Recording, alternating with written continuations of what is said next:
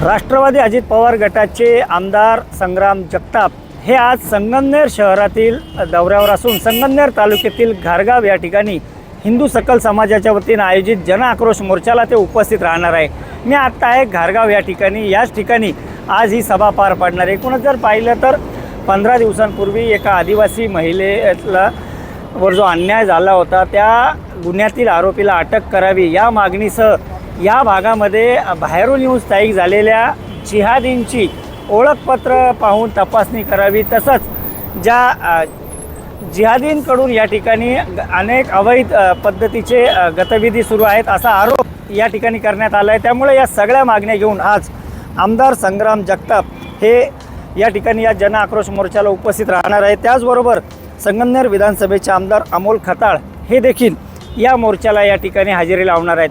नाशिक पुणे महामार्गावर घारगाव बस स्थानकाजवळ हा मोर्चा पार पडणार असून दुपारी 12च्या सुमारास संग्राम जगताप या ठिकाणी येतील आणि या ठिकाणी मोर्चानंतर जाहीर सभा देखील पार पडेल। या पार्श्वभूमीवर पोलीस प्रशासन देखील मोठा बंदोबस्त लावण्यात आला असून नाशिक पुणे महामार्गालगत बॅरिकेडिंग करण्यात येते जेणेकरून या ठिकाणच्या वाहतुकीला कुठलीही अडचण येणार नाही।